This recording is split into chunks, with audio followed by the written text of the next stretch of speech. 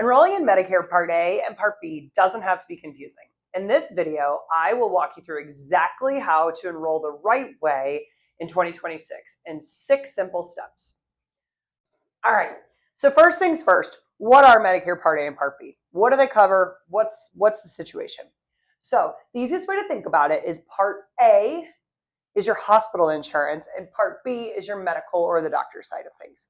So for example, Part A, hospital insurance. This covers things like your inpatient hospital care, skilled nursing care, hospice care, some home health coverage. And then, generally the way that Medicare Part A works is you do not pay a premium for it. What they do for Medicare Part A is they look at the number of quarters that you or your spouse have worked. And if you've worked 40 quarters, which is equivalent to 10 years, there will be no premium associated with your Medicare Part A. So, with that, most people have either worked the 10 years, the 40 quarters, or their spouse has, so they can draw off their spouse. So that is how Part A is no cost. There are deductibles, copays, things like that. I recommend you take a look into that. But, first things first, Part A, hospital, those categories, no premium. Up next, though, is Part B, the medical. So this is going to be the doctor visits, outpatient services, preventative care, some durable medical equipment. A good example of that is, if you have a CPAP or something like that, that would fall under Part B, the medical side of things. Now, as you probably know, Part B does have a premium associated with it. The premium in 2026 is $202.90. Now, the important thing to note on Part B is that Part B premium is income dependent. So what they'll do is they'll look 2 years back at what you made, and they'll base what you're going to pay for your Part B premium off of that. So for example, if you were a high earner when you were working and you retire and are going to be making a lot less, there are some appeal processes you can take, but just know over time it will correct itself. So step 1, I mentioned there were 6 steps. So step 1, let's determine your enrollment path. So we've got several different situations that, are worth mentioning. So determining your enrollment path. Scenario number 1, if you're turning 65 and not working, you don't have any other health insurance, you should enroll in Medicare during your initial enrollment period. And what that is it's the 3 months before the month that you turn 65, that month, and then the 3 months after. So it's a 7-month window. So I recommend enrolling during that window for your Medicare. Scenario number 2, you're turning 65 and still working. You may be able to delay Part B without penalty. So the way that would work is if you have employer coverage, or you have or your spouse has employer coverage, as long as that coverage is considered creditable and you can get that information from your HR or your benefits team, I would say the vast majority of employer plans we see are, but there are definitely some that aren't. So I highly recommend you looking into this. And if your employer has over 20 employees, if your employer has under 20 employees, Medicare, if you're eligible for Medicare, Medicare is primary and you need to enroll in your Part B to avoid, claims being denied and whatnot. So important things to keep in mind there. All right, scenario number 3, you delayed Medicare. Maybe you worked until you were 68 and now you're going to retire and need to enroll in Medicare. The rules really depend on whether you had creditable coverage or not.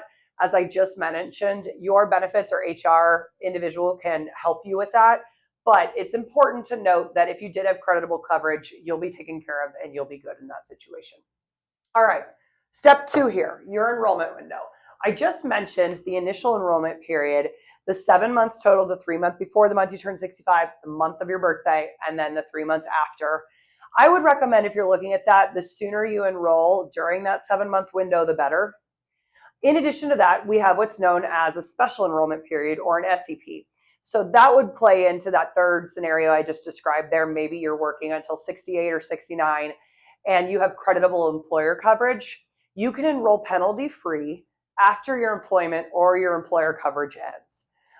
Same thing if it's your spouse's employer. The SEP, the special enrollment period, it lasts for 8 months. But again, I would recommend that if you fall into this situation, that you take care of it as quickly as possible. All right, step 3, how do you actually enroll? All right, so let's go one at a time. For Part A, you can enroll online at ssa.gov. Now, I'll be frank with you. I'm going to go through these options, but we have a really good video on our YouTube page. So just check out the YouTube page about how to enroll in Medicare.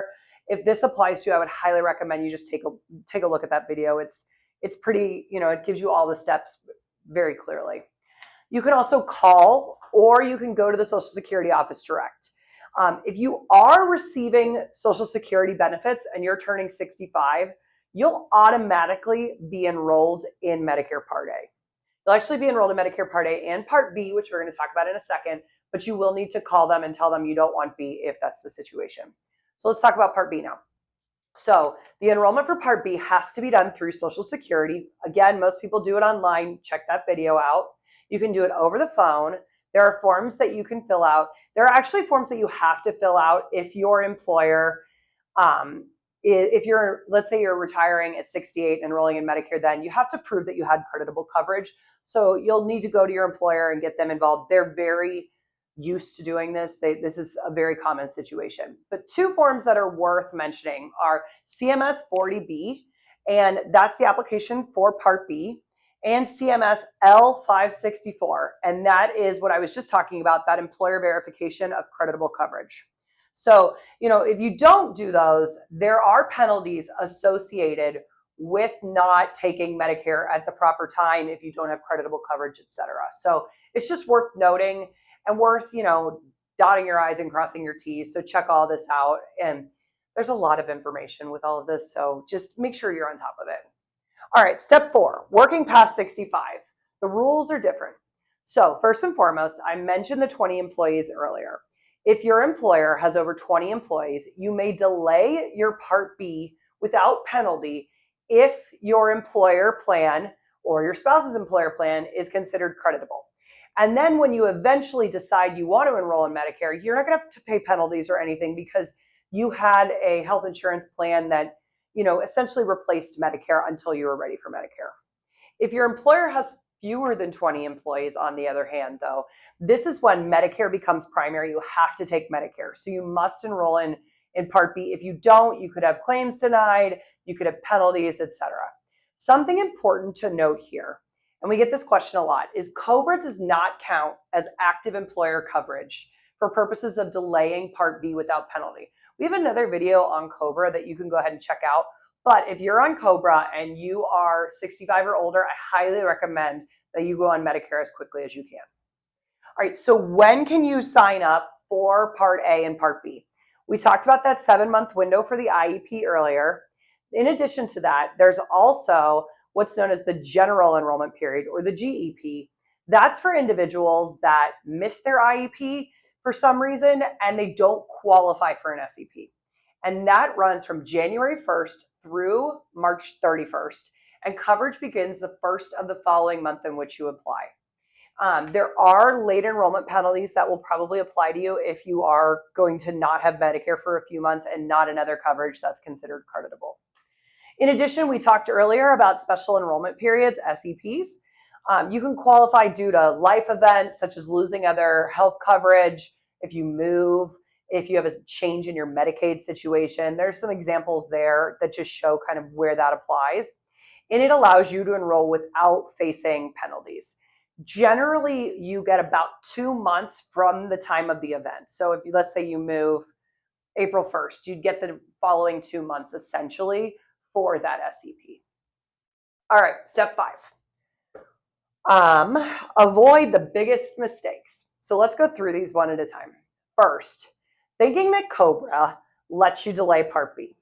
I mentioned earlier, it does not. It can lead to late enrollment penalties, gaps in coverage, etc. If you are Medicare eligible, I would highly recommend you're not on COBRA and that you go on Medicare if those are your options. Number 2, not checking your employer size. This determines whether Medicare or your job coverage pays first. So for example, if you have 15 employees and you don't take Medicare, you're going to have some issues there. So really pay attention to that. Number 3, if you miss your IEP, you might be stuck waiting for that general election period that I talked about earlier, that GEP. Number 4 is important as well. Assuming that you're automatically enrolled. You're only automatically enrolled if you're drawing Social Security when you turn 65. A lot of people choose to delay their Social Security. So this is where more and more, especially as the Social Security age creeps up over time, more and more people are falling into this category. So just be aware of what is going to happen when you turn 65 if you're preparing for that. And number 5 is failing to confirm if your drug coverage is creditable. This isn't something we've talked about in this video, but I think it's important noting. If you're still actively working for an employer, I mentioned the Part B creditability for your employer's health insurance. The other factor that plays into this is the Part D drugs. So your employer plan could be considered Part B creditable, but it might not be Part D creditable. So it's just important that as you approach 65, just go to HR or your benefits department and have a conversation with them. They're very aware of whether the plan, is creditable for Part B, Part D, etc. All right, step 6. What happens after you enroll? So you have to choose how you want to get your coverage. So there's a couple of different options that, we have several videos on this page about that you can go ahead and take a look. But, you can go original Medicare partnered with a Medicare supplement or Medigap plan and a Part D drug plan. That's one route. The other route is, you still have to have your original Medicare regardless, but you would consider potentially a Medicare Advantage. Some people call them Part C plans. So you're either going one route or another. It's important to really check out all your options the first time you go on Medicare. If your cousin or friend or someone else is on one plan and highly recommend it, they might not see the same doctors or take the same drugs or even live in the same area as you. The plans vary based on all of that information.